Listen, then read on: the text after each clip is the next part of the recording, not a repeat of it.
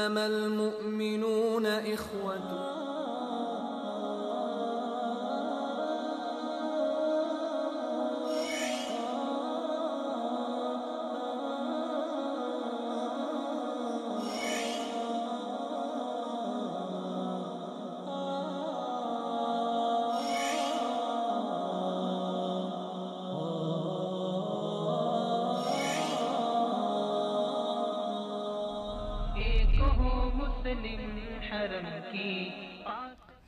السلام علیکم ورحمۃ اللہ وبرکاتہ. ناظرین، پروگرام ایک ہوں مسلم کے ساتھ آپ کا میزبان عبداللہ علمزیب حاضر خدمت ہے. ناظرین، آج کے پروگرام میں ہم بہت ہی اہم 3 موضوعات پہ بات کریں گے. ان میں سے شروع کے 2 موضوعات نہایت ہی مختصر ہم ان کو لیں گے اور اس کے بعد ہم پروگرام کے اصل موضوع کی طرف جائیں گے. سال نو، جس طرح آپ ناظرین کے علم میں ہے کہ آج عیسوی سال کا پہلا دن ہے، 2018 کا پہلا دن ہے، تو دیواری حیات سے ایک اور اینٹ گر گئی، ناداں کہہ رہے ہیں نیا سال مبارک. تو اس موقع مناسبت پہ ہم آپ کو نئے سال کی مبارکباد پیش کرتے ہیں. اللہ کرے کہ یہ سال ہمارے لیے امن اور سلامتی کا اور محبتوں کا سال ثابت ہو. دوسری جو چیز ہے ناظرین آج جس پہ ہم بات کریں گے کہ ڈونلڈ ٹرمپ نے جس طرح اس نے کچھ عرصہ قبل افغان پالیسی کا اعلان کرتے ہوئے اس نے پاکستان کو آڑے ہاتھوں لیا تھا، اور جب سے اقوام متحدہ میں پاکستان نے ڈونلڈ ٹرمپ کے ظالمانہ فیصلے کے خلاف اپنا موقف پیش کیا تھا، اس وقت سے اس کی زبان دراز ہوتی جا رہی ہے، اور اس وقت سے وہ ہر موقع اور ہر مناسبت میں پاکستان کو نشانہ پہ اس نے بنا رکھا ہے. اس نے پاکستان کو نشانے پہ رکھا ہوا ہے. آج 2018 کا جب اس نے پہلا اپنا بیان جاری کیا تو اس موقع پہ کچھ دیر قبل اس نے پھر پاکستان کے اوپر لفظی حملے کیے، اور لفظی وار ایسے کیے کہ پاکستان کو ہم نے اتنے سارے سالوں میں ہم نے 30 ارب ڈالر کا قرضہ یا امداد یا دہشت گردی کے مد میں ہم نے ان کو پیسے دیے، لیکن پاکستان نے ہمیں مایوس کیا. حالانکہ یہ اس کے احمقانہ بیانات ہیں. پاکستان کی دہشت گردی میں جنگ اور اس میں قربانی کسی سے ڈکی چھپی نہیں ہے. تیسری چیز جس پہ ہم بات کریں گے وہ نہایت ہی اہم ہے کہ ایرانی عوام، بیچاری مظلوم عوام سراپے احتجاج ہے، سڑکوں پر ہے.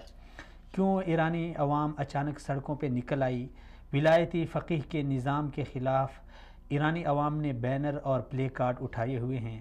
مرگ بر روحانی، مرگ بر ڈکٹیٹر اور مرگ بر خامنہ ای کے نعرے لگ رہے ہیں. غربت اور مہنگائی سے تنگ عوام اپنی حکومت سے کیا مطالبات کر رہی ہے، وہاں کی کیا صورتحال ہے، ان تمام امور پہ آج ہم بات کریں گے. تو اہم موضوع ایران میں جو حالیہ صورتحال ہے اس پہ بات کرنے کے لیے ہمارے ساتھ ایران سے ایک تجزیہ نگار جناب ملا محمد عمر ملازئی صاحب ہمارے ساتھ شرکت کریں گے. ان سے ہم صورتحال جاننے کی کوشش کریں گے، اور پھر ان تمام صورتحال اور تمام موضوعات پہ اپنا تجزیہ پیش کرنے کے لیے اسٹوڈیو میں میرے ساتھ تشریف فرما ہیں جناب جہانزیب منہاج صاحب. جہانزیب صاحب بہت بہت شکریہ، سلامت رہیں. سب سے پہلے تو سال نو کی مبارکباد تو میں نے دے دی ہے. پچھلے سال جو بھی تھا ہمیں اپنا محاسبہ کرنا چاہیے، اور سال نو پہ ہمیں اپنے مزید اپنی پلاننگ کرنی چاہیے. ایک ترقی یافتہ قوم جب بھی ایک نئی زندگی کے ایک نئے موڑ پہ آتی ہے تو وہ اپنی پلاننگ کے ساتھ آگے چلتی ہے. کوئی ایک مختصر سا پیغام دے دیں تاکہ پھر ہم بات کو آگے بڑھا سکیں. بسم اللہ الرحمن الرحیم. سب سے پہلے تو سال نو یا جتنی بھی یہ خوشیاں ہوتی ہیں عبداللہ، یہ ایسی چیزیں ہیں کہ جب کوئی بھی قوم یا معاشرہ جو خوشحالی کی زندگی گزار ہوتا ہے، اب ایک گھر کی مثال لے لیں، وہاں خوشیاں تب بھی ڈیرے ڈالتی ہیں جب وہ خوشحال زندگی گزار رہے ہوں. ایک غریب تنگ دست کے لیے نہ کوئی عید ہوتی ہے، نہ کوئی سال نو ہوتا ہے، نہ کوئی وہ نیا. اسی طرح بحثیت پاکستانی، بحثیت قوم، بحثیت مجموعی ہمارے لیے سال نو، اب میں کیا کہوں کہ کیسے خوشیوں کا پیغام لا رہا ہے. جب ایک طرف سے ہم اپنے ملک میں افراتفری کا شکار ہیں، ہمیں وہاں پہ مہنگائی کا سامنا ہے، دوسری طرف سے کرپشن کا سامنا ہے، ہمارے جو لیڈران ہیں وہ پاکستان کے ساتھ مخلص نہیں ہیں، ان کے فیصلے بار ہو رہے ہیں، اور پاکستان کے اندر جو سیاست ہے وہ کس طرف جا رہی ہے.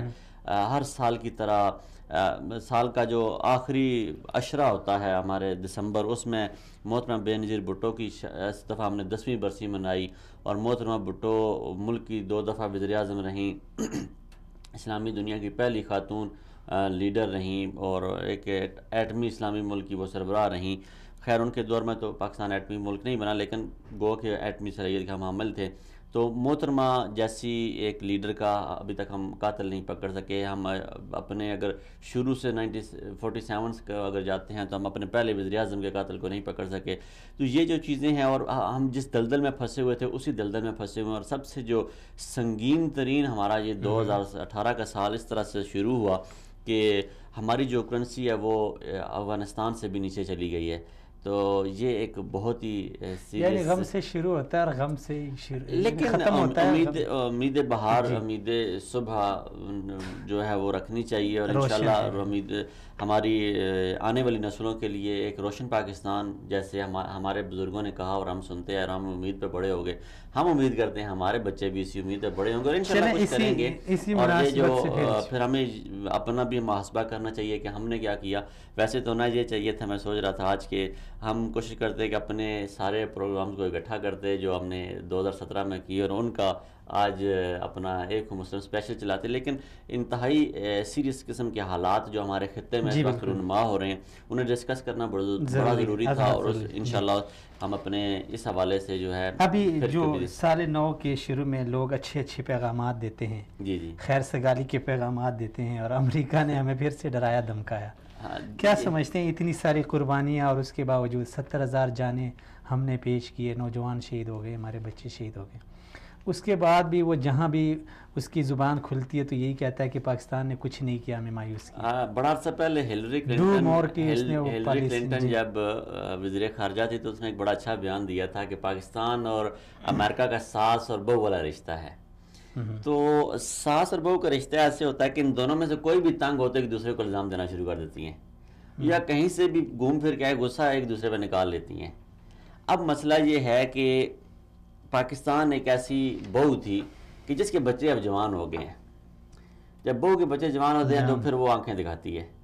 اب پاکستان اس صورتحال میں ہے کہ پاکستان آنکھیں دکھا سکتا ہے، پاکستان آنکھیں دکھا سکتا ہے. امریکہ اپنی عجلت کو مٹانے کے لیے امریکہ اپنی شکست کو تسلیم نہیں کر پا رہا.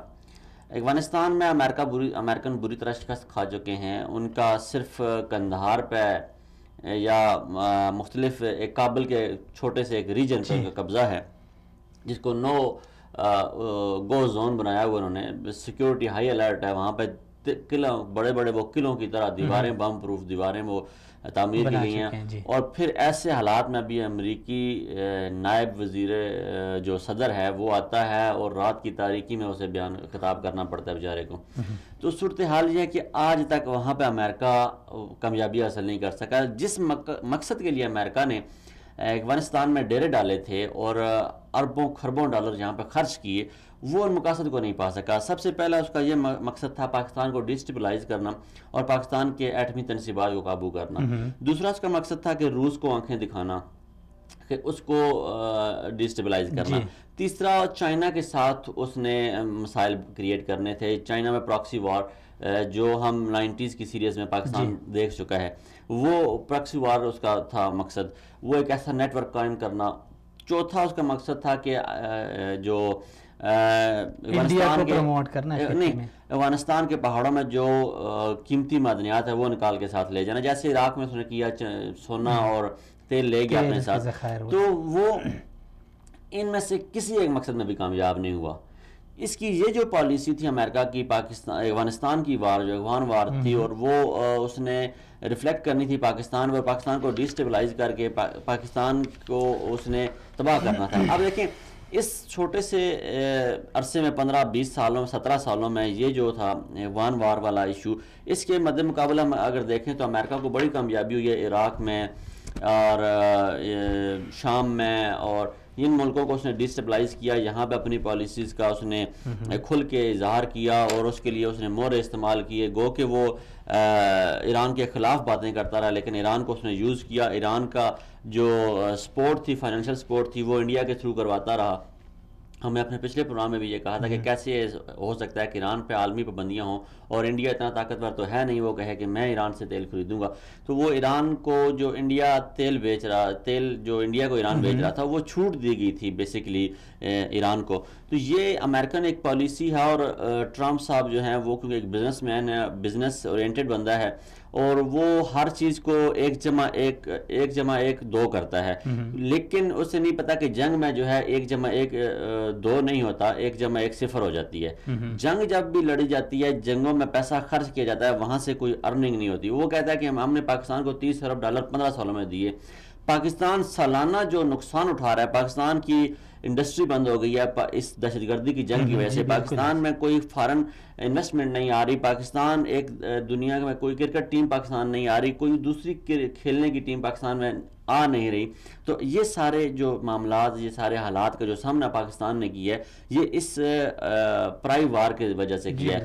لیکن الحمدللہ ثم الحمدللہ جو قمر اسلام باجوہ صاحب ہیں، ان کی پالیسی بڑی واضح ہے. اور انہوں نے یہ کہا ہے کہ پرسوں جو ISPR کا بیان تھا اس میں انہوں نے بڑے واضح انداز میں کہہ دیا کہ اب وہ وقت گزر کر کے ہم پرائی جنگیں لڑیں گے، اب ہم پرائی جنگ نہیں لڑیں گے.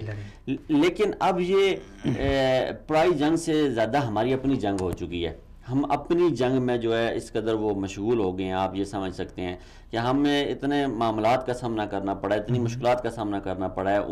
وہ جو دہشت گرد امریکہ نے پالے تھے ان کو اپنے ملک میں ہمیں نکالنے کے لیے ہمیں زور لگانا پڑ رہا ہے، ہمیں پیسے خرچ کرنے پڑ رہے ہیں. اور امریکہ کا ہمیشہ سے یہ بیان رہا ہے. اب امریکن کو پتہ لگ گیا ہے کہ یہ جو جنگ ہے، یہ دہشت گردی جو ہے، یہ ایک سوچ ہے. اس سوچ کے خلاف اگر لڑنا ہے تو اس کو پالیسی بدلنی ہوگی. آج جب پورا امریکہ نیو ایئر نائٹ منا رہا تھا، جب ٹرمپ یہ بیان دے رہا تھا، تو ایک امریکن نے وہاں جا کے فائرنگ کر دی اور 16 بندے مار دیے. وہ اتنی فرسٹریشن کا شکار ہے وہ معاشرہ، غربت سے وہ تنگ ہے، مہنگائی سے وہ تنگ ہے، رہنے کے لیے ان کے پاس جگہ نہیں ہے، وہاں پہ صحت کی سہولیات ان کو نہیں مل رہی. وہاں پہ بھی ایک بہت بڑا طبقہ ہے وہ ان کے، کیونکہ میڈیا ہماری میڈیا کی طرح مادر پدر آزاد نہیں ہے. وہ امریکہ کا یہ چہرہ لوگوں کو نہیں دکھاتے، وہ نیو یارک ٹائم اسکوائر لوگوں کو دکھاتے ہیں، اٹریکٹ کرتے ہیں. اب خالی آپ اندازہ لگائیں گے کہ امریکہ جو ہے سالانہ ہمارے بجٹ سے اربوں خربوں زیادہ کما رہا ہے صرف اس مد میں جو ویزا اپلیکیشن وہاں جاتی ہیں اور ریجیکٹ ہوتی ہیں. سالانہ جو امریکن امبیسی میں جو اپلیکیشن ریجیکٹ ہوتی ہیں وہ پاکستان اور کئی چھوٹے چھوٹے ممالک کے سالانہ بجٹ سے بھی بہت زیادہ ہے اور دفاعی بجٹ سے بھی بہت زیادہ ہے. اور پھر اگر امریکہ کے دفاعی بجٹ کی بات کی جائے تو وہ آسٹریلیا، جاپان، پاکستان تو اس کے ساتھ نہیں آتا، بلکہ بڑے بڑے ممالک جو ہیں ان کے وہ سالانہ بجٹ سے اس کا دفاعی بجٹ جو ہے وہ 70-80 گنا زیادہ ہے. تو یہ جب ہم بات کرتے ہیں امریکہ کی تو اس حوالے سے ایک پالیسی پاکستان کا یہ پالیسی بیان اور جو پاکستان نے جو ابھی لائن اپنائی ہوئی ہے یہ بڑی زبردست ہے. اس سے بڑا کھل کے کھیل رہے ہیں، جو لائن لینتھ ہے اس پہ ٹھیک جا رہے ہیں. اور میں سمجھتا ہوں کہ اس وقت یہی قوم کی عکاسی ہے اور قوم کے یہی جذبات اور خیالات ہیں. قوم یہی چاہتی ہے ان لوگوں سے کہ یہ امریکہ کو آنکھیں دکھائی جائیں اور امریکہ کو بتایا جائے. اور جب اب امریکہ نے یہ کہہ دیا ہے کہ ہم اپنی یہ جو جنگ ہے ہماری پاکستان کو ہم نے پیسے ضائع کیے ہیں، تو اب یہ چاہیے کہ اس پہ ایک اور بڑا واضح کل یا آج رات کا تک ISPR کی طرف سے بیان آ جانا چاہیے. اور سال نو کے پہلے دن ہی اس قسم کا واہیات قسم کا بیان، ایک واہیات قسم کا شخص وہ پاگل بڈھا جو ہے سٹکا ہوا اس کی طرف سے آ جانا. سمجھ سے کوئی اتنا یہ نہیں ہے، متضاد نہیں ہے. آپ ایک باشعور انسان سوچ سکتا ہے کہ اس کی کیا خیالات ہیں، اس کی کیا سوچیں ہیں. اسے امریکن عوام جو ہے وہ ریجیکٹ کر چکے ہیں. کئی ریاستوں میں اپنے دوبارہ الیکشن ہو رہے ہیں، ری الیکشن ہو رہے ہیں، ان میں اس کی پارٹی کو مسلسل شکست کا سامنا ہے. اور یہ کبھی امکان ہے کہ یہ اگلے 4 سال کے لیے امریکی صدر دوبارہ منتخب نہیں ہوگا. اس کی پالیسیوں سے لوگ تنگ ہے. تو یہ ایک اس حوالے سے تھا. ایک اور چھوٹی سی کل سے سوشل میڈیا پہ خبر گردش کر رہی ہے، اگر اس پہ بھی تھوڑی سی اگر بات کر لی جائے کہ جو فلسطین نے اپنا سفیر پاکستان سے واپس بلایا ہے، اس حوالے سے کیا خیال ہے آپ کا؟ آپ چلیں میں آپ سے سوال کرتا ہوں، آپ تفصیل دے دیں اس پہ. نہیں، اس حوالے سے تو میری اتنی یعنی وہ نہیں ہے، لیکن اس میں ایک طرف اگر پاکستان کی خارجہ پالیسی ہے اس پہ تو یقیناً آپ میرے ساتھ متفق ہیں کہ وہ نہ ہونے کے برابر ہے. جی کیونکہ انڈیا نے اس میں جو شاطرانہ چال چلی ہے، ایک طرف اس نے اقوام متحدہ میں فلسطین کے خلاف ووٹ دیا ہے، دوسری طرف اس نے اسی جو ہے نا اسرائیل کو اور فلسطین کو یعنی جس کی فلسطین کے حق میں ووٹ دیا تھا، پھر اس نے وہ فلسطین جو روز اول سے پاکستان اس کا ساتھ دیتے آیا ہے، لیکن سمجھ سے بالاتر ہے کہ کس طرح فلسطین نے اپنے اس کو سفیر کو واپس بلایا. حالانکہ جو پاکستانی نکلے تھے وہ اپنے مقاصد کے لیے نہیں نکلے تھے، نہ ہی وہ بھارت کے خلاف نکلے تھے، نہ ہی وہ اسرائیل. وہ صرف اس ٹرمپ کے اس بیان کے مخالف انہوں نے ایک ریلی نکالی تھی، اور اس میں 12 سے 13 جو ہے نا وہ جماعتیں تھیں، سیاسی بھی تھی، مذہبی بھی تھی. خیر اس پہ ایک پاکستانی عوام کی طرف سے، اور جو پاکستان کا ایک بہت بڑا طبقہ جو ہے وہ آلریڈی یہ کہہ رہا ہے کہ یہ جو فلسطین کا مسئلہ ہے یہ پاکستانیوں کا نہیں، یہ عربوں کا مسئلہ ہے، اور کشمیر جو ہے یہ ہمارا مسئلہ ہے. تو وہ جو بیان ہے وہ تقویت پکڑتا جا رہا ہے، اور اس عمل سے بہت شدید نقصان پہنچا ہے جو پاکستان کی جو غیر متزلزل سپورٹ تھی اسرائیل کو، فلسطین کو. جی بالکل. اور جیسے دیکھیں جو بھی جنرل اسمبلی میں ایک قرارداد پیش ہوتی ہے اس کے لیے فنڈنگ کی جاتی ہے، وہ باقاعدہ اناؤنسمنٹ پہلے کرتے ہیں کہ کون کون ملک اس کو فنڈنگ کر رہا ہے. پاکستان ان میں سے ایک ملک ہے جس نے اس قرارداد کو فنڈنگ کی ہے اور سپورٹ کی. اور پھر جو ملیہ لودھی کا بیان تھا اس کے بعد اس قسم کی حرکت کرنا، میں سمجھتا ہوں کہ اپنے پاؤں پہ کراڑی مارنے والی بات ہے. باقیوں کا تو ہمیں پتہ نہیں، لیکن پاکستان ہی اس وقت خطے میں ایک ایسا ملک تھا جس نے ساتھ رہنا تھا اسرائیل فلسطین کے. اور یہ اب بڑا مشکل ہو جائے گا حکومت پاکستان کو ڈیفینڈ کرنا، اور آنے والے دنوں میں اس پالیسی کو اسی طرح غیر متزلزل لے کے چلنا. اس پہ ہم کسی اور دن بات کریں گے. آج چلتے ہیں بہت ہی اہم ایشو کی طرف. میں آج زد پہ ہوں اگر تو خوش گمان نہ ہو، چراغ سب کے بجھیں گے، ہوا کسی کی نہیں. ہوا کسی کی نہیں ہے جان زیب صاحب. اصل میں جو شاید سمجھ گئے آپ بات پہلے سے. میں بالکل سمجھ گیا ہوں، اور سمجھنے کی ضرورت بھی تھی ہمیں کہ اگر ہمارے پچھلے پروگراموں میں دیکھا جائے تو میں یہ مسلسل کہہ رہا تھا کہ یہ بڑی غلط فہمی ہے، یہ بڑی ایران کی غلط فہمی ہے کہ وہ اگر کہے کہ میں عراق، شام، لیبیا، تیونس، بحرین، سعودی عربیہ کے علاقوں میں، یمن، پاکستان، افغانستان میں شورش برپا کر کے تو خود سکون سے رہوں گا، یہ بڑا مشکل ہے. کب تک وہ عوام برداشت کرتے، اور پھر وہ کب تک وہ نوجوان جو تھا وہ یونیورسٹیوں میں جو پڑھ رہا تھا نوجوان، ان کی فیسیں آپ بڑھائی جا رہے ہیں، آپ انہیں ہیلتھ کی سہولیات نہیں دے رہے، آپ کے ہاں جو ہے 80 ملین کی آبادی میں سے 18 ملین جو ہے ان کے پاس وہ 2 وقت کی کھانا نہیں کھا رہے. آپ ایک ایسے ملک کے باشندے ہونے کے، بڑے عجیب، یعنی یہ جو ظاہرے ہو گئے ان سے بڑی عجیب عجیب چیزیں کھل کر سامنے آ گئی. یعنی لوگوں کے بڑے وہ تھے نا، توقعات تھی، اور ایران کے حوالے سے ان کے بڑے عجیب و غریب خیالات تھے، لیکن اس نے تو سب کچھ کھول کے ہمارے سامنے رکھ دیا کہ ایران کیا تھا اور کیا ہے. دیکھیں ایک بات ہے کہ ایران کی جو پالیسیز تھیں وہ دنیا بھی اس کو سپورٹ کر رہی تھی، اور اس کو ہمارے جتنے بھی مسلمان ممالک ہیں ان میں بھی اس کو، اور اسپیشلی اگر ہم اپنے ملک کی بات کریں پاکستان میں، اب دیکھیں اتنے بڑے مظاہرے ہو رہے ہیں، فرانس، جرمنی، اٹلی، کینیڈا، امریکہ، برطانیہ کے سارے ٹی وی چینلز جو ہیں اسے کوریج دے رہے ہیں. ہمارا ٹی وی چینل آج بھی یہ کہہ رہا ہے کہ انڈوں پہ شروع ہونے والے احتجاج مختلف شہروں میں پھیل گیا، اور مختلف شہروں کو اس نے اپنی لپیٹ میں لے لیا. لیکن وہ جو نعرہ ہے مرگ بر خامنائی، وہ مرگ بر روحانی، یہ جو سپریم لیڈر ہے نا آیت اللہ خامنائی، ان کے سپریم لیڈر تو ہم کہتے ہیں نا، لیکن یہ دنیا کو پتہ ہونا چاہیے کہ وہاں ولایت فقیہ کا وہ جو کنسیپٹ دے گیا ہے ان کا، امام خمینی دے کے گئے ہیں، وہ کنسیپٹ یہ ہے کہ یہ جو ہے آپ کا سپریم لیڈر ہی نہیں، خالی یہ آپ کا مذہبی اور روحانی پیشوا ہے، اور یہ امام، یہ جو ولایت علی ہے اس کا یہ وارث ہے. جی بالکل ایسے ہی ہے. دیکھیں اب دیکھیں کہ ان لوگوں کی جو تنگ دستی ہے یا جو فاقہ مستی ہے وہ اس حالت تک پہنچ چکی ہے کہ شیعت کا جو مذہب ہے وہ حضرت علی کے نام پہ قائم ہے، اور حضرت علی کے جو وارث انہوں نے بنا کے رکھے ہوئے ہیں اپنے معاشرے میں، وہ جو ڈگوسلہ انہوں نے دیا ہوا ہے عوام کو، جو لالی پاپ دیا ہوا ہے، عوام ان کے خلاف اٹھ کھڑے ہوئے ہیں. دیکھیں آپ پاکستان کی اگر صورتحال دیکھیں نا، اب دیکھیں پچھلے دنوں میں خادم حسین رضوی نے پورے ملک کا پہیہ جام کر دیا. وجہ کیا بنی کہ پاکستان میں وجہ یہ بنی کہ ایک شخص سے پارلیمنٹ میں بالواسطہ یا بلا واسطہ ایک مسٹیک ہو گئی ایک جملے میں لکھتے ہوئے، اس پہ عوام یہ برداشت نہیں کر سکی، کیونکہ پاکستانی عوام کا جو مذہب ہے وہ لا الہ الا اللہ محمد رسول اللہ، یہاں پہ ختم ہو جاتا ہے. ٹھیک ہے. یہاں پہ جو ختم مذہب ہو گیا, انہوں نے لا الہ الا اللہ کو تو نہیں چھیڑا, وہ چھیڑ بھی نہیں سکتے. محمد رسول اللہ کے ساتھ چھیڑ چھاڑ ہوئی, پورا ملک بند, وہ شخص استعفیٰ دے گھر جائے تب ملک کی مشینری چلے گی, نہیں تو نہیں چلے گی. اب پاکستان میں آپ سوچ سکتے ہیں خدا نہ خواستہ کہ ایک ایسا شخص جو کہے کہ میں محمد صلی اللہ علیہ وسلم کا وارث ہوں. اب پاکستان میں دیکھیں کہ جو بھی ہم نے کہیں تو سید میں نے اپنی آنکھوں کے سامنے بنتے دیکھے ہیں نا پاکستان میں, لیکن جو دیکھیں سید ذات کا اب لفظ اپنے نام کے ساتھ لگا لیں, حالانکہ عربی میں یہ محترم کے لیے استعمال کیا جاتا ہے. پاکستان میں ایک کنسیپٹ ہے کہ سید جو ہے یہ سید آل رسول سے, کوئی اب کہتے ہوئے الفاظ پتہ نہیں مناسب ہیں, کہ ڈوم, مراسی, موچی, نائی, گاما, گھاجا جو بھی لگا لے سید, اس کا لوگ احترام کرتے ہیں, اس کی لوگ عزت رسپیکٹ کرتے ہیں. کیوں کرتے ہیں؟ کہ وہ اس کا نام جو ہے وہ ذات نبی کے ساتھ جڑ گیا ہے. معاشرے میں پاکستان کا جو کنسیپٹ ہے, جو اسلامی جمہوریہ پاکستان کے عوام کا جو کنسیپٹ ہے, وہ لا الہ الا اللہ محمد رسول اللہ ہے. اور محمد رسول اللہ صلی اللہ علیہ وسلم کی جو آل ہے اس کے ساتھ ان کی محبت بے لوث ہے, کسی وہ دنیاوی غرض اور لالچ کی محتاج نہیں ہے. اب اسی تناظر میں جب ہم ایران کو دیکھتے ہیں تو ایرانی معاشرے کا جو کنسیپٹ ہے وہ ہے لا الہ الا اللہ محمد رسول اللہ علی ولی رسول اللہ, پتہ نہیں آگے کیا کیا پڑھتے ہیں, وہ سارا وہ ملا کے اگر جب آپ اس کو پڑھتے ہیں تو پھر اس کی جو بنیاد ہے وہ علی رضی اللہ عنہ کے ساتھ قائم ہے.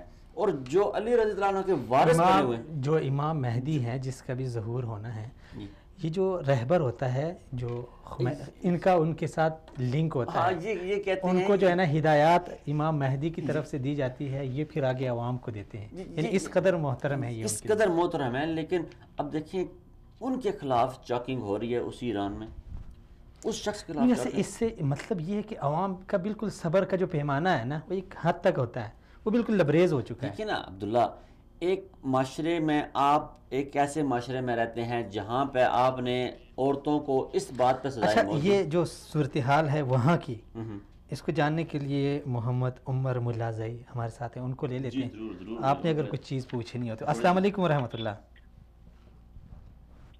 وعلیکم السلام ورحمۃ اللہ. شیخ عمر ملازئی صاحب بہت شکریہ, بہت شکریہ, سلامت رہیں, آپ نے شرکت کی. عمر صاحب, ایرانی عوام ابھی اس وقت مہنگائی کے خلاف اور ولایتی فقیہ کے ظالمانہ نظام کے خلاف سراپا احتجاج ہے, جبکہ حکومت اگر ایران کی ہم دیکھیں تو وہ بیرونی ممالک میں مداخلت, دہشت گردی اور مسلمانوں کا خون بہانے پر بے تحاشا پیسہ خرچ کر رہی ہے. کیوں آپ ایران سے ہیں, آپ وہاں کی صورتحال سے بخوبی آگاہ ہے. جو حکومت دعوے کر رہی ہے کہ ہم مظلوموں کا ساتھ دیں گے اور جو ہم مظلوموں کے ہمدرد ہیں, کیا اس کو اپنی عوام کی کوئی فکر نہیں ہے جو اپنی عوام کو چھوڑ کر بیرونی ممالک میں پیسے خرچ کر رہی ہے؟ میں شیخ عبداللہ عالمزید آپ پر اور آپ کی جو ٹی وی میں دیکھنے والا ہے وہ سارے اردو میں سلام عرض کر رہا ہوں. بہت شکریہ. وعلیکم السلام. اور آپ کی شکریہ ہے کہ ہم یہ وقت ہم کو دے دیا کہ میں تھوڑا اس بات پر کہ کیوں ایران کی عوام مظاہرہ کر رہے ہیں اپنی حقوق کے لیے, یہ وقت ہم کو دے دیا. لیکن پہلے میں معذرت بھی چاہتا ہوں کیونکہ میری اردو بہت اچھا نہیں ہے, بہت اچھی ہے, سمجھ آ رہی ہے, ضعیف ہو جائے. جی, بات یہ ہے کہ ایرانی حکومت جو پہلے ایران پر آیا ہے تو یہ اپنی پہلی دن میں کوئی حقوق جو ابتدائی حقوق ہو عوام کی ان کو رعایت نہیں کیا. اگر ہم ابھی ایران کی زندانوں کو دیکھیں, سارے عوام جو اپنی حق کے لیے بات کرتے تھے, اپنی حقوق چاہتے تھے, خصوصاً جو اقلیت مذہبی ہے, مثلاً سنی لوگ ہے وہ بھی جیلوں کے اندر ہے, جو بہائی ہے وہ بھی جیلوں کے اندر ہے, جو اقلیت قومی اقلیت بھی ہے, مثلاً بلوچ لوگ ہے وہ بھی جیل کے اندر ہے, اور کرد ہے, عرب ہے, احواز میں, یہ سارے اس لیے کہ حکومت کی پاس اپنی حقوق چاہتے تھے اور قانونی طور پر بات کرتے وہ ابھی جیل کے اندر ہے. یعنی جو بھی اپنے حق کے لیے آواز اٹھاتا اس کو جیل میں ڈالا جاتا ہے. جی, ایک اتنا غنی ملک ہے کہ دنیا کے اندر دوسری ملک ہے کہ سب سے زیادہ ان کے پاس تیل ہے تیل کی ذخائر اور ان میں گاز بھی ہے اور معدنیات بھی ہے، لیکن یہ میں دیکھیں کہ ایران کے اندر 80% لوگ 80% فقر میں بھی ہے، بیچارگی بھی ہے، ان کے کام بھی نہیں ہے، اور حتیٰ کہ بعض لوگ ایسے بھی ہے کہ ان کے لیے روٹی بھی نہیں ملتا ہے۔ شاید یہ ایک آدمی جو ایران نہیں گیا ہے ان کو نہیں جانتا ہے کہ ایران کی عوام اتنی بدبختی اور بیچارگی کے اندر ہے، لیکن اس میں ہم ادھر ہی جانتے ہیں کہ آپ تقریباً چند مہینے پہلے ایک اخبار نکلا کہ ایران کے لوگ قبروں کے اندر سوتے ہیں، قبروں کے اندر لوگوں میں یہ بہت عجیب بات ہے، لیکن ان کو گھر نہیں ہے، جو قبر بنائی جاتی ہے مردوں کے لیے، زندے ان میں سوتے ہیں کیونکہ ان کے پاس کوئی پیسہ نہیں ہے، اور جو لوگ بھی ہے کہ اپنی گردہ بیچتے ہیں، ان کے پاس پیسے نہیں ہے، گردہ بیچ کر اپنی زندگی چلاتے ہیں، اس وجہ سے، اور یہ حقوق جو نہیں دے رہا ہے ان کی وجہ سے عوام مجبور ہو گیا کہ عوام نکل جائے اور حکومت کے ساتھ بات کرے اور کہے کہ ہمارے حقوق دو۔ وہ یہ بات یہ ہے کہ ادھر ایران کی عوام، خود کی عوام، ایرانی لوگ اتنا فقر کے اندر ہے، اتنا بیچارگی کے اندر ہے، ان کے پاس روٹی کھانے کے لیے نہیں ہے۔ ایران لیکن لبنان کو، یمن کو، سوریا کو، افغانستان کو اور پاکستان کی شیعہ لوگوں کو، نیجیریا، عراق کو، سودان، مصر کو، انڈونیشیا کو مداخلت کر رہا ہے اور ادھر ہی سلاح بھیج رہا ہے۔ یہ سبب ہو گئی کہ ایران اپنی شعار و باتوں کے اندر عوام یہ بات کہہ رہے ہیں کہ چھوڑ دو سوریوں کو، چھوڑ دو لبنان کو، ہمارے فکر کرو، ہمارے بات کرو کہ ہم فقر کے اندر۔ یہ وجہ ہے کہ عوام لوگ اس وجہ سے ظاہرہ کر رہا ہے۔ اچھا عمر صاحب، حکومتی موقف جو ایران کی حکومت کا موقف آیا ہے وہ یہ ہے کہ یہ لوگ سیاسی مفادات کے حصول کے لیے استعمال ہو رہے ہیں اور یہ ایک سازش ہے۔ کیا یہ جو عوام اتنی یعنی تعداد میں نکلی ہے ایران کے تقریباً 70 شہروں میں، تو یہ ایک سازش کے تحت نکلی ہے یا اپنے حقوق کے لیے نکلی ہے؟ یہ ایران تو بولتا ہے سازش کے لیے نکلے ہے، اور ایران کے عادی بات ہمیشہ یہ ہے، مثلا ایک لوگ کو جو اپنی حقوق چاہتا ہے، میں ایک مثال دیتا ہوں، جیسے سنی لوگوں کو جب جیل کے اندر کرتا ہے بولتا ہے ان کو مثلا سعودی عرب کے ساتھ رابطہ ہے اس لیے میں ان کو جیل کے اندر کیا، ایک اور لوگ کو جیل کے اندر کرتا ہے بولتا ہے امریکن کے ساتھ ان کو سازش کیا، لیکن سازش مازش کی بات کوئی نہیں ہے، کچھ سازش نہیں ہے، لیکن جو وعدہ ابھی تو روحانی کا حکومت ہے، روحانی پہلے لوگوں کو وعدہ دیا میں آپ کی معیشت کو بہت اچھا کر رہا ہوں، میں مطلب برجام کا معاملہ امریکہ اور یورپ کے ساتھ میں جو مذاکرہ کر رہا ہوں آپ کی معیشت اچھا ہو جائے گا، لیکن جب حکومت بن گئے یہ سارے چیز بول گئے اور سارے مہنگائی پڑ گئے، یہ مہنگائی کے بعد لوگ مجبور ہو گئے کہ یہ مہنگائی ایک چیز ہے لیکن جو حقوق پہلے ان کی ضائع ہوئے تھے ان کی وجہ سے لوگ احتجاج کر رہا ہے۔ یہ حقوق کی بات ہے، کوئی بیرونی ممالک کی سازش نہیں ہے، کوئی افرادی سازش نہیں ہے، یہ ایران کی عوام ہے، اپنی حقوق چاہتے ہیں، وہ کہتے ہیں کہ ہمارے حقوق دو۔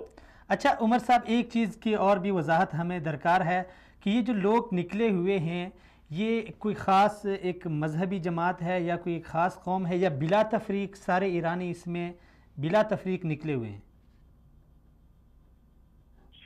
یہ صرف ایک مذہب بھی نہیں ہے، ایک قوم بھی نہیں ہے، اور ایک مطلب دیکھیں 70 شہروں کی اندر ابھی ایران میں مظاہرہ ہو رہا ہے۔ ادھر کردستان ہے، جو کردستان والا کرمانشاہ کے اندر ہے وہ سنی بھی ہے، کرد بھی ہے، چابہار میں بلوچ ہے، سنی ہے، یہ بھی ہے، تہران کے اندر جو شیعہ لوگ ہیں نکل رہے ہیں، بندر عباس کے اندر شیعہ ہے، سنی ہے، فارس ہے، وہ بھی نکل رہے ہیں، اور ایک جگہ ہے لور کہتے ہیں، وہ لور بھی نکل رہے ہیں جو 3-4 آدمی ان کی ماری گئی ہے۔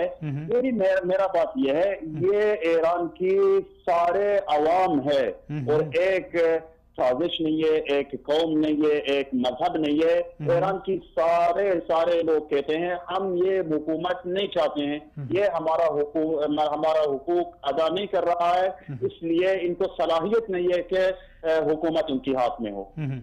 اچھا عمر صاحب، یہ اچانک اس طرح عوام بکھر گئی اور ایرانی عوام باہر نکلی، کیا یہ جو حکومت کی ناکامی ہے یہ ابھی ناکامی سامنے آئی ہے، یا روز اول سے جب سے یہ نظام معرضی وجود میں آیا تب سے یہ اسی طرح عوام ظلم جو ہے نا وہ برداشت کر رہی ہے؟ اس میں ایک مثال میں جو عوام کو وہ سمجھ آئے بات، میں یہ مثال کے اندر آپ کو بات کروں.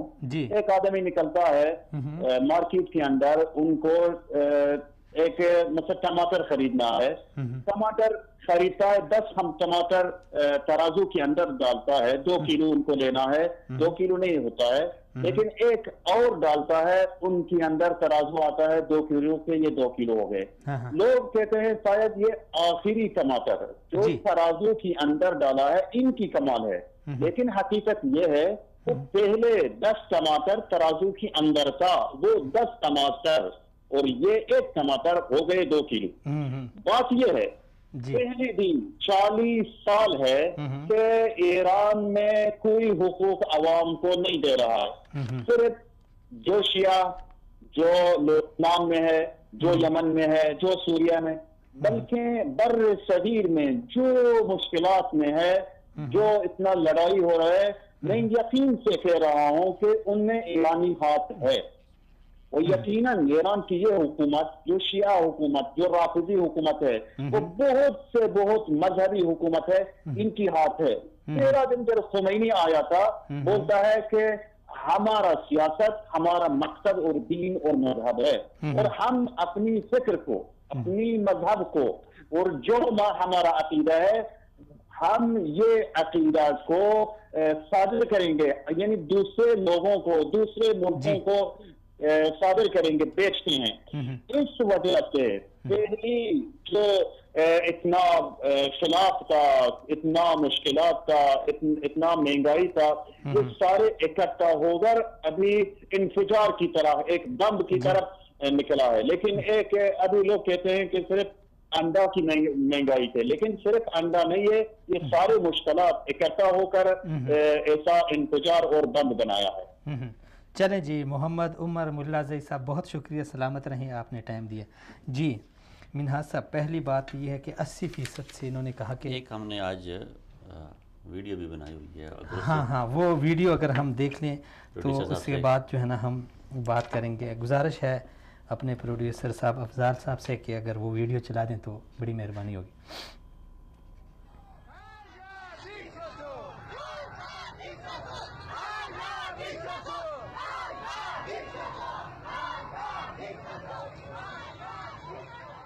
آمریت کی موت، روحانی کی موت، ڈکٹیٹر کی موت، اعتدال پسند حکومت کے کھوکھلے نعرے اور گھر کا چور، پوری دنیا میں ماڈل بننے کا فریب، یہ وہ بینرز اور نعرے ہیں جو ایرانی عوام حکومت کے خلاف لگا رہی ہے. عرصہ ایک ہفتہ سے شروع ہونے والے مظاہروں نے ایرانی حکومت کا پرفریب چہرہ بے نقاب کر دیا. علاوہ ازیں بینروں پر خطے میں ایرانی مداخلت کی مذمت اور وہاں سے انخلاء کے مطالبوں پر مبنی نعرے بھی درج تھے، جن میں خاص طور پر شام، عراق اور یمن شامل ہیں. ایران کے دوسرے بڑے اور مذہبی رجحانات کے لحاظ سے صف اول کے شہر مشہد سے شروع ہونے والے مظاہرے صرف اسی شہر تک محدود نہ رہے، بلکہ اب ان مظاہروں نے پورے ایران کو اپنی لپیٹ میں لے لیا. تہران، شمال میں راشت اور مغرب میں کرمانشاہ، اسی طرح شیراز، اصفہان، ہمدان اور دیگر چھوٹے بڑے شہروں میں آئے روز مظاہروں کی تعداد میں اضافہ ہو رہا ہے.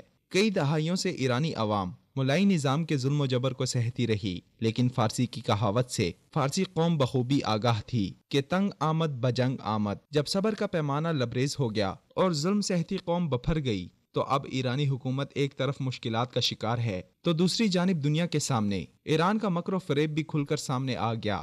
ایران جو خطے کے دیگر ممالک کے لیے ایک ہمدرد کی حیثیت سے خود کو پیش کر رہا تھا، اور اس ہمدردی کی آڑ میں وہ اپنے توسیع پسندانہ عزائم کی تکمیل اور خطے میں دہشت گردی کا مرتکب ہو رہا تھا. آج وہی آگ جو ایران دیگر ممالک میں بھڑکانا چاہتا تھا، اس کے اپنے گھر میں بھڑک اٹھی ہے.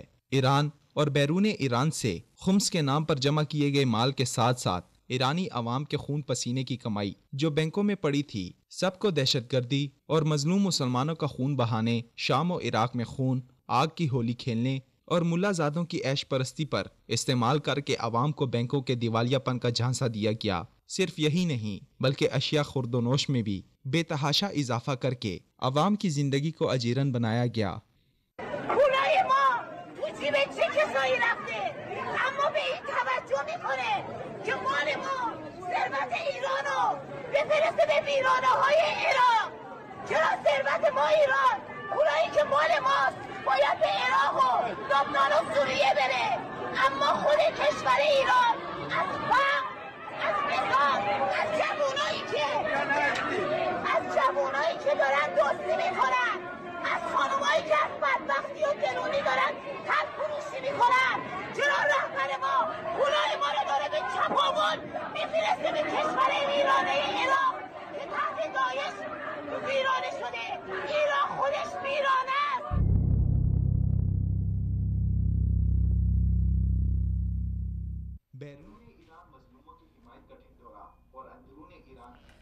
جی جانزیب صاحب، ہمارا مال کہاں جا رہا ہے اور غربت نے ہمارے نوجوانوں کو چوری کرنے اور ہماری خواتین کو جسم فروشی پہ مجبور کر دیا ہے، یہ کہنا ہے ان مظاہرین کا۔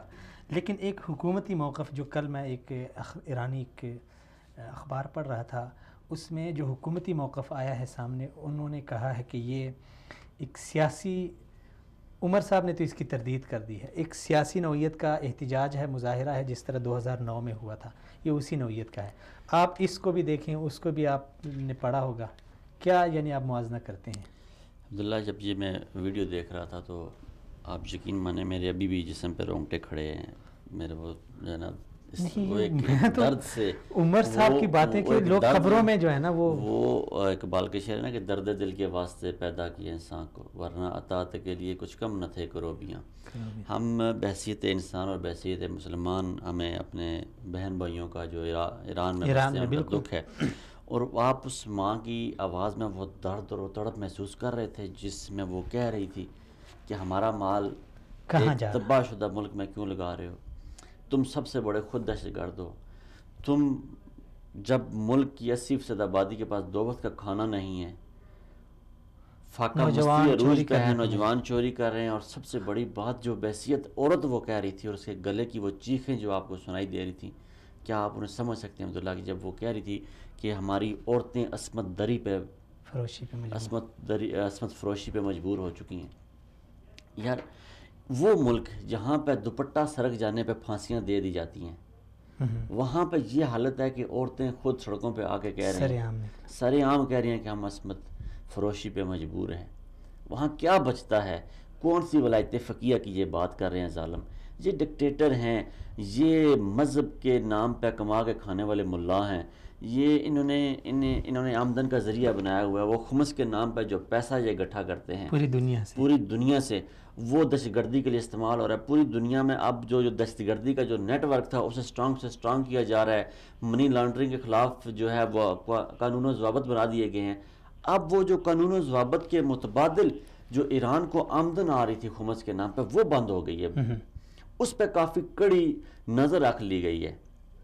اور خطے میں جو ایک اہم پیش رفت ہوئی، جو سینٹرل کمانڈ سینٹر بنایا گیا نا سعودی عربیہ ریاض میں، اس کی وجہ سے جو خطے میں پھیلی ہوئی دہشت گردی اور دہشت گردی کے جو نیٹ ورکس تھے اور ان کی جو سپورٹس تھی وہ کہاں سے ہو رہی تھی، ان کو فنڈنگ کہاں سے ہو رہی تھی، ان کے تانے بانے کہاں جوڑ رہے تھے، یہ اس سینٹر کے قائم ہونے سے آپ دیکھیں گے، میں نے جب وہ قائم ہوا تھا تب بھی کہا تھا کہ آپ دیکھیں گے کہ خطے میں ایک بہت بڑی مثبت تبدیلی آئے گی اور اس کے اثرات سامنے آنا شروع ہو گئے ہیں۔ اب وہ ایران جو عرصہ دراز سے پابندیوں کا شکار تھا، اسے آج پتہ چلا ہے کہ پابندیاں کیا ہوتی ہیں، اسے آج جب غربت نے آ کے جھنجھوڑا ہے تو اسے پتہ چلا ہے۔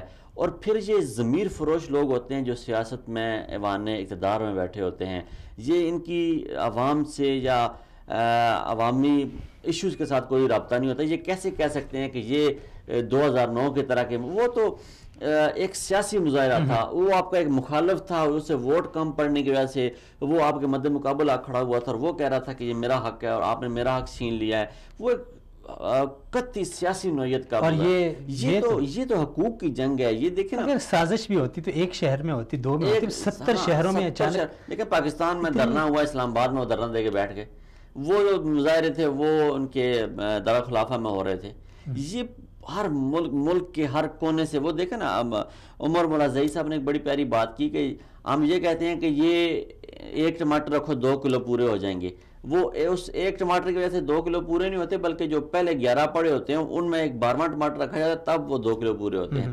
عوام مہنگائی سے تنگ ہیں. اب ایک ایسا ملک ہے جس میں بیک وقت عرب بھی رہ رہے ہیں, بلوچ بھی رہ رہے ہیں, کرد بھی رہ رہے ہیں. یہ سارے لوگ وہ جب دل کرتا ہے ان کا, جہاں دل کرتا ہے جا کے اٹھا لیتے ہیں. انہیں یہ دھمکی دے دیتے ہیں کہ آپ کی جو ہے وہ سعودیہ کے ساتھ تعلقات ہیں, آپ کے ترکی کے ساتھ تعلقات ہیں, آپ کے عراق کے ساتھ, آپ کے امریکہ کے ساتھ تعلقات ہیں. جبکہ جو ابھی روحانی ہے, روحانی کا جو نعرہ تھا سب سے بڑا اس الیکشن میں, اس کا یہ نعرہ تھا کہ میں امریکہ کے ساتھ تعلقات اچھے بنا کے ایران کی معیشت کو اچھا کر دوں گا. تو وہ اگر امریکہ کے ساتھ تعلقات جو ہیں وہ غلط ہیں, تو آپ کا اپنا پیسہ جو ہے وہ روحانی ہو چاہے وہ خامنئی ہو, ان کا پیسہ جو امریکن بینکوں میں, سوئس بینکوں میں پڑا ہوا ہے, اس کی ڈیٹیل اب امریکہ سامنے لے کے آ رہا ہے. اب وہ کرپشن کا جو ایلیگیشن لگ رہے ہیں ان ساروں پہ, ایک خطرہ مجھے لاحق ہے جان زیب صاحب. جس طرح عمر صاحب نے کہا کہ جتنے بھی زندان یعنی جیلیں ہیں وہ ایسے اقلیتوں سے بری پڑی ہے, چاہے وہ سنی مسلمان کی صورت میں ہوں یا کوئی غیر فارسی قومیں ہوں, بلوچ, عرب, جو کرد وغیرہ ہیں, ان کے اوپر کوئی نہ کوئی الزام لگا کے ان کو اندر کر دیا ہے اپنے یعنی خوف کے پیش نظر. تو کہ ابھی جو احتجاج ہے اس کے لیے بھی حکومت کی آنکھیں لال ہو رہی ہے, کیونکہ یہ سننے میں آیا ہے کہ 12-13 یعنی درجنوں تک لوگ قتل کیے گئے ہیں. 12-13 تو میڈیا بتا رہا ہے نا, یہ اصل حقائق, کیونکہ آپ کو پتہ ہے وہ ایک کنجسٹڈ سوسائٹی ہے, وہ آپ وہاں پہ میڈیا اس طرح وائبرنٹ نہیں ہے. امریت سی ہے, امریت سی کیا ہے, امریت ہے, امریت کی بدترین شکل جو ہے جمہوریت کے نام پہ وہ قائم ہے وہاں پہ. کیونکہ دیکھیں نا, اب جو بنتا ہے وہاں پہ صدر بنتا ہے, اس کے اپنے اختیارات کوئی نہیں ہوتے. وہ ایک شخص جو بیٹھا ہوا ہے سپریم لیڈر کے نام پہ, وہ جو مرضی کہہ دے, اس پہ قوم لبیک کہہ دیتی. قوم تو نہیں کہتی, خیر فوج اس کے انڈر ہے, صدر اس کے انڈر ہے, صدر کو وہ ہم نے سننے میں آیا چپیڑے بھی مار دیتا ہے. تو کون سی جمہوریت ہے؟ وہ ایک شخص ہے, ایک ڈکٹیٹ کرتا ہے, وہ اسی کے نام پہ چلتی ہے. یہ معاشرے اب دنیا میں اس طرح نہیں چل رہے. کل پرسوں اگر مظاہروں کو آپ دیکھیں تو وہ مظاہرین وہاں پہ یہ کہہ رہے تھے کہ وہ شہنشاہ ایران کو واپس لے آؤ, اس کا دور اچھا تھا. شہنشاہ ایران کا جو دور تھا اس کا وہ دور وہ اچھا تھا, اسے واپس لے آئے. تو اب جمہوریت میں تو احتجاج, دھرنا, پرامن مظاہریت تو پرامن ہے, بالکل پرامن ہے, اس کی اجازت ہوتی ہے. لیکن یہ مجھے سننے میں آیا کہ یہاں پہ ان کے اوپر تشدد بھی کیا جا رہا ہے. تشدد نہیں کیا جا رہا, تو جو ابھی یہ خود ان کا میڈیا کہہ رہا ہے 12 سے 15 لوگ جو ہیں وہ ہمارے, یہ نہیں معلوم کہ کتنے. لیکن وہ دوسری طرف انٹرنیٹ کی سہولت وہ بند کر دی گئی ہے, ٹیلی فون کی, موبائل کی, یہ سب کچھ ختم کر دی. اب کسی نہ کسی طریقے سے ان کو خوف میں لانے کی وہ کوشش کریں گے, دباؤ میں لانے کی کوشش کریں گے, بلیک آؤٹ کریں گے ان پہ. تو کسی نہ کسی طریقے سے یہ کوشش کی جائے گی ان پہ, ان کو قابو کرنے کی. وہ جو مظاہرین ہیں, وہ جو وہاں پہ دھرنے والے ہیں, وہ جو اگر خدا نہ خواستہ یہ اپنے مقاصد میں ناکام ہو جاتے ہیں تو اس کے بعد تو پھر تو بڑا مشکل وقت آنے والا ہے ایران پہ. جو اقلیتیں ہیں خصوصی طور پہ خاص کر کے, ان کے لیے یہ بڑی, ان کا جینا وہاں پہ حرام کر دیں گے, اجیرن کر دیں گے. کیونکہ نہ کوئی وہاں پہ انسانی حقوق کی تنظیم جا سکتی ہے, نہ ان کا بیرونی دنیا کے ساتھ رابطہ ہے, نہ کوئی میڈیا جا سکتا ہے, نہ وہاں کوئی رپورٹر جا سکتا ہے. تو پھر وہ خبریں باہر بھی نہیں آنے دیتے, تو پھر وہ زندان, جیسے عمر مولا زئی صاحب نے کہا کہ وہ بھرے جائیں گے. اور لیکن یہ ہے کہ ظلم کب تک, ایک حد ہوتی ہے, کوچہ بازار میں بچے جنتا رہے گا, ایک حد ہوتی ہے. ظلم حد سے نہیں بڑھ سکتا, اس کی ایک حد ہے. اور وہ میں سمجھتا ہوں کہ لوگوں کے صبر کا پیمانہ لبریز ہو گیا کہ 80% لوگ جو ہیں وہاں پہ بے روزگار ہیں, اور آپ اپنے اربوں خربوں جو ہیں وہ نائجیریا, لبنان, یمن, سوڈان اور پاکستان میں لگا رہے ہیں. وہاں پہ لوگوں کو آپ مدد کر رہے ہیں، آپ خانہ فرنگ کے نام پہ فرنگی کی تعلیم عام کر رہے ہیں، آپ لوگوں کو تباہ برباد کر رہے ہیں۔ خانہ فرنگ، اب لوگ یہ نہ سمجھیں کہ میں وہ سمجھ رہا ہوں آپ فرنگی کی تعلیم دی جاتی ہے، وہ اپنی ثقافت کو وہاں پروموٹ کرتے ہیں، لیکن بظاہر وہ ثقافت کو پروموٹ کرتے ہوئے وہاں پہ دہشت گردی، اقربا پروری اور لوگوں کے ذہن کو پراگندہ کرتے ہیں کہ آپ کیا حقوق سلب کیے جا رہے ہیں، آپ کو دباؤ میں رکھا جا رہا ہے، جبکہ خود ایران جو ہے اپنے اندر بسنے والی غیر فارسی قوموں کو، بلوچ، کرد، عربوں کو اور ان کے ساتھ جو ظلم و زیادتی کر رہا ہے وہ ناقابل بیان ہے۔ اور اگر حقائق کی اصلی جو صورت ہے وہ عوام کے سامنے پیش کر دی جائے یا لوگوں کو پتہ چل جائے، جو وہاں پہ لوگ جو آباد ہیں وہ جب آتے ہیں ہم سے ملتے ہیں، ہمیں بتاتے ہیں، تو وہ آپ اگر جیسے عمر ملا زئی صاحب دیکھیں نا، اب یہ ایران کی صورتحال بدلتی جا رہی ہے کہ ایران میں بیٹھ کے لوگ جو ہے وہ ایران کے خلاف بات کرنا شروع ہو گئے ہیں۔ یہ وہ وقت ہوتا ہے کہ جب قومیں بنتی یا بگڑتی ہیں، اور قوموں کے بننے کا وقت ہوتا ہے۔ یونیورسٹی کے طالب علم بھی باہر نکلے ہیں جی، اس میں بلا تفریق شیعہ سنی قومیت کے بغیر نکلے ہیں، بلوچ کرد ان کے بغیر نکلے ہیں لوگ، تو یہ لوگ باہر نکل کے آئے ہیں۔ یہ لوگ اب یہ عوام نکلی ہے باہر، اس میں یونیورسٹی کا طالب علم بھی ہے، طلبہ بھی ہیں، بچیاں بھی ہیں، عورتیں بھی ہیں، مرد بھی ہیں، بے روزگار طبقہ ہے، وہ جو چوری ڈکیتی پہ مجبور ہو گئے تھے وہ نکلے ہیں باہر۔ تو یہ اب لوگ نکلے ہیں، انہوں نے احتجاج کیا ہے، بالکل ایک غیر سیاسی احتجاج ہے، کوئی دنیا کی طاقت اسے سپورٹ نہیں کر رہی۔ تو یہ احتجاج جہانزیب صاحب، اس ساری صورتحال کو اگر ہم مد نظر رکھیں، کچھ مثالیں ہمارے پاس تاریخ کی موجود ہیں۔ سعودی عربیہ نے باقر النمر، جو بقول ان کے ایک غدار وطن تھا، اس کو پھانسی دے دی، تو سعودی عرب میں بہت سارے احتجاجات اور مظاہرے ہوئے اہل تشیع کی طرف سے۔ اس کو ہمارے میڈیا نے بڑے بڑھ چڑھ کے اس کو یعنی کوریج دی کہ سعودی عرب میں شیعہ برادری جو ہے نا وہ سراپا احتجاج ہے ان کی لیڈر کو۔ اسی طرح جب نائجیریا میں جو زکزاکی تھا ان کا بڑا، اس کو فوج نے قتل کیا، تو وہاں پہ بھی ہمارے میڈیا یعنی بڑھ چڑھ کے اس کو کر رہا تھا۔ یہاں پہ بات ہے یعنی ولایت فقیہ کی نہیں بلکہ ایرانی عوام کی ہے، پھر بھی ہمارا میڈیا خاموش ہے۔ کم از کم چلیں ان کی کوئی چیز ظلم اگر وہ سامنے نہیں لا رہے تو کم از کم عوام کی آواز تو بننا چاہیے تھا۔ یہ دوہرا معیار ہے پاکستانی میڈیا کا، بالکل آپ اور جو کچھ رپورٹیں آئی ہے وہ بھی صرف یہاں تک محدود تھی کہ انڈے کے ریٹ والی۔ جی، سب سے بڑا جو مسئلہ ہے پاکستانی اداروں کے ساتھ، وہ پاکستانی اداروں کو ایز اے ادارہ وہ کام نہیں کرتے، حکمرانوں کے وہ چیلے بن جاتے ہیں۔ جیسے ابصار عالم جیسا شخص، ایک BA پاس شخص تھا، اس کا ایکسپیرینس بھی کوئی نہیں تھا، وہ صحافی تھا اور صحافت کی فیلڈ میں اس نے کوئی اتنا بڑا نام بھی نہیں تھا، لیکن اس کا یہ بڑا نام تھا کہ جب میاں صاحب ایگزائل میں زندگی گزار رہے تھے تو جدہ یا کسی لندن کے، تو جو پاکستان کے معاملات تھے وہ ابصار عالم ڈیل کرتا تھا، اور ابصار عالم وہاں جا کے ملازموں کو تنخواہیں بانٹتا تھا، اور میاں صاحب کا ایک پرانا یار تھا، تو اس نے میاں صاحب نے وہ دوستی نبھانے کے لیے اسے لگا دیا، اور اس نے جو نقصان پہنچایا پاکستانی میڈیا کے ساتھ، جو اس نے پاکستان کی عوام کی جو آواز تھی، دیکھیں خبر وہ ہوتی ہے کہ جس سے 10-12 لوگ متاثر ہو رہے ہیں، جو ان کی زندگیوں کے ساتھ براہ راست اس کا تعلق ہو۔ ممتاز قادری کے ساتھ میرا بھی اختلاف ہوگا، آپ کا بھی اختلاف ہوگا، اس کا طریقہ کار کے ساتھ اگر ہم اختلاف کرنا چاہیں تو ہم آزاد اختلاف کر سکتے ہیں، لیکن اس کی جو خبر تھی، وہ جو لاکھوں لوگ نکل کے آئے اس کے لیے، وہ نہ دکھانا، یہ پاکستانی عوام کے ساتھ دشمنی تھی اور غداری تھی۔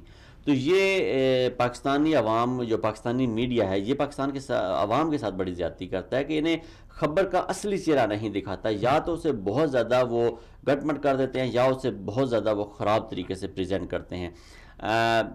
یہ ایک ایرانی عوام ایک پاکستان کے ساتھ گہرے مراسم ہیں، پاکستانی بے شمار لوگ سالانہ زیارتوں کے لیے وہاں پہ جاتے ہیں، تو یہ پاکستانی عوام کا حق ہے کہ ایران کے اندرون ایران کے جو اصلی معاملات ہیں وہ عوام کو دکھائے جائیں، وہ چہرہ پریزنٹ کیا جائے جو وہاں پہ ہو رہا ہے، جو ظلم و زیادتی وہاں پہ ہو رہی ہے، تاکہ پاکستانی عوام بھی اپنے حکمرانوں کے خلاف اسی طرح نکلیں اور وہ اپنے حقوق کی جنگ لڑیں اور اپنے حقوق۔ دوسرا ہمارے پڑوسی ہیں، اپنے پڑوس کے معاملات ولایت فقیہ کا جو نظام ہے، اس کے جو لیڈر ہیں، یہ ہو سکتا ہے کل چلے جائیں، 10 سال بعد چلے جائیں، لیکن عوام نے تو عوام نے رہنا ہے. انہی عوامی نمائندوں نے، انہی کالج یونیورسٹی کے جو لڑکے آج احتجاج کر رہے ہیں، جو بچیاں آج احتجاج کر رہی ہیں، انہوں نے کل اسمبلیوں میں جانا ہے، اسمبلیوں میں بیٹھنا ہے. تو پھر ان کے دل میں اگر وہ ایک کہیں تھوڑی سی بغض کی شمع روشن رہی، ٹمٹماتا رہا وہ ستارہ، تو ہو سکتا ہے کہیں بڑا طوفان نہ بن جائے. تو پاکستان کو چاہیے کہ اپنے دوست خطے میں پیدا کرے، نہ کہ دشمن. اور اس میں پاکستانی میڈیا کو، پاکستانی صحافیوں کو، پاکستانی ہمارے اداروں کو اپنا کردار ادا کرنا چاہیے، جو دنیا کے کسی ملک میں ہونے والی چھوٹی سے چھوٹی تبدیلی پر نظر رکھے ہوئے ہوتے ہیں اور اسے ایشو بنا کے پریزنٹ کیا جاتا ہے عوام کے سامنے. تو یہ، اور پھر پاکستان کو ایک اور چیز پہ بھی نظر رکھنی چاہیے کہ آج کل جو جب ایران میں برینک کرپسی کا وہ مظاہرہ سامنا کر رہا ہے اور اس سے بے شمار مشکلات کا، مالی معاملات میں مشکلات کا سامنا ہے، تو پاکستان سے جو خمس کی ترسیل ہے اسے روکا جائے، اور وہ جو دہشت گردی کے لیے جو فنڈنگ پاکستان میں ہو رہی ہے ان لوگوں کو پکڑا جائے. اسی طرح ان لوگوں کو پکڑا جائے، گرفتار کیا جائے جیسے پاکستان میں اس بات پہ پابندی ہے کہ کوئی بندہ فنڈ اکٹھا نہیں کر سکتا کسی جہادی تنظیم کے لیے. یہ بھی خمس کے لیے بھی پاکستان میں جو کارندے ایران کے اور ایرانی حکومت کے سرگرم ہیں، اور وہ پاکستانی عوام کے خون پسینے کی کمائی جو منی لانڈرنگ کے ذریعے، جو کرنسی سمگلنگ کے ذریعے ایران منتقل کی جاتی ہے، ان پہ بھی نظر رکھے.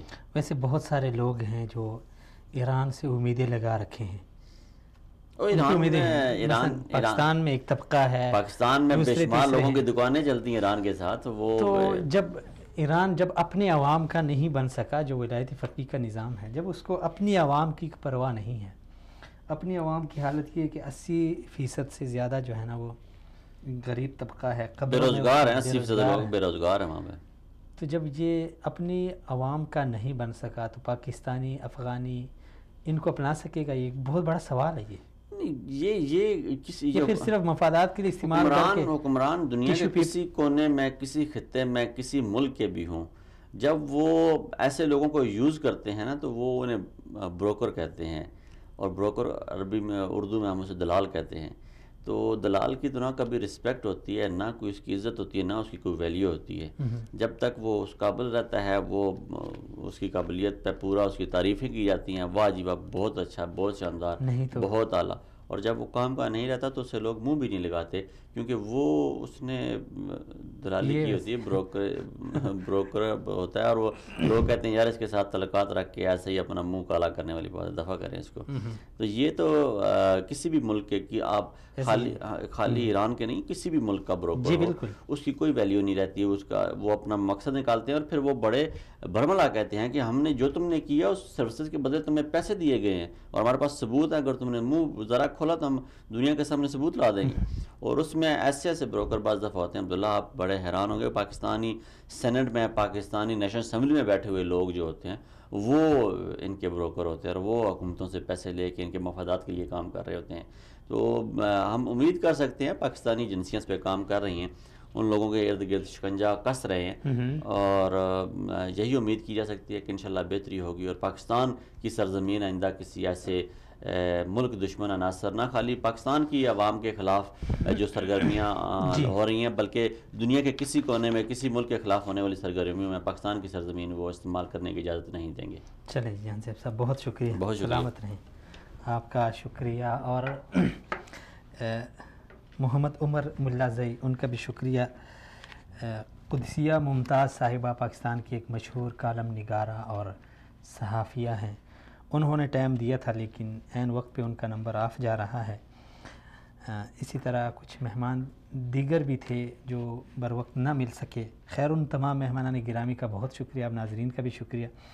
ناظرین، بہت ساری باتیں جو اس حوالے سے اور اس اہم ٹاپک پہ ہم نے کرنی تھی، لیکن ٹائم کی قلت کی وجہ سے ہم اس کو مکمل نہ کر سکے. کوشش رہے گی کہ جمعرات کے آنے والے جمعرات کو ہم اسی ٹاپک کو لے کے اس پہ ہم مزید بات کریں گے، اور ایران سے ہی ہم حقائق جاننے کی کوشش کریں گے. بہت سارے ایسے سوالات ہیں جو اٹھائے جاتے ہیں.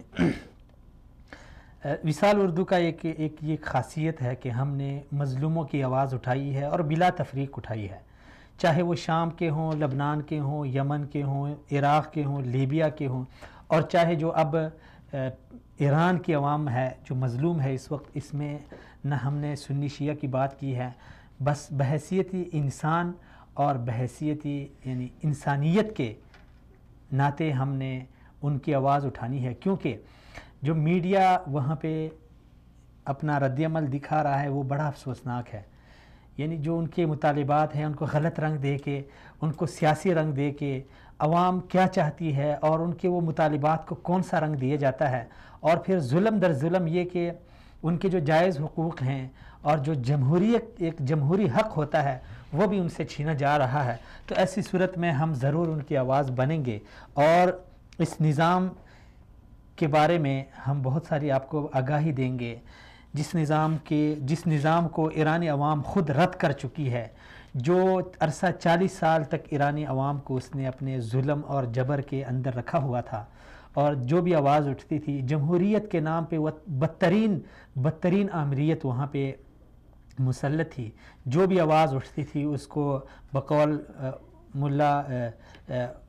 عمر ملا زئی صاحب کے کہ وہاں پہ جو بھی اس طرح کی آواز اٹھاتا تھا، چاہے وہ سنی مسلمان ہو یا کسی اقلیت قبائل سے ہوں، مثلا بلوچ ہو یا عرب ہو یا کرد ہو، تو اس کو کوئی الزام دے کے، اور یہ ہم دیکھ رہے ہیں پچھلے سال کتنی ساری پھانسیاں ہوئی ہے، پورے دنیا میں سب سے زیادہ پھانسیاں ایران میں ہوئی ہے، اور وہ بھی اقلیتی بنیاد پہ یا مذہبی اقلیت یا پھر قومی اقلیت کی بنیاد پہ.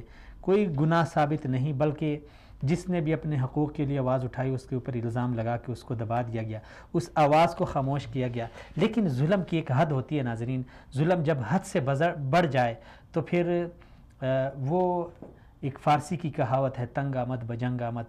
جب بھی ایک قوم تنگ ہوتی ہے، زیادہ ایک عرصہ 40 عرصہ ایرانی قوم نے برداشت کر لیا، لیکن اب کی صورتحال سے لگ رہا ہے کہ بات برداشت سے باہر ہے، اور اس بار وہ اس نظام سے چھٹکارا حاصل کر کے رہیں گے، اور اس نظام اور اپنے حقوق کے لیے وہ ہمیشہ کے لیے آواز اٹھاتے رہیں گے، چاہے اس میں ان کی جانیں چلی جائے، چاہے اس میں ان کو زخمی کیا جائے، ان کے اوپر تشدد کیا جائے، لیکن عوامی آواز جب بھی اٹھتی ہے تو وہ اپنے حقوق کو حاصل کر کے رہتی ہے. اس حوالے سے ہم مزید باتیں آپ کے ساتھ شیئر کرتے رہیں گے. ابھی فی الحال ہمارے پاس وقت ختم ہوا چاہتا ہے، اجازت دیجیے، اگلے پروگرام میں پھر سے ملاقات ہوگی، تب تک کے لیے اللہ حافظ.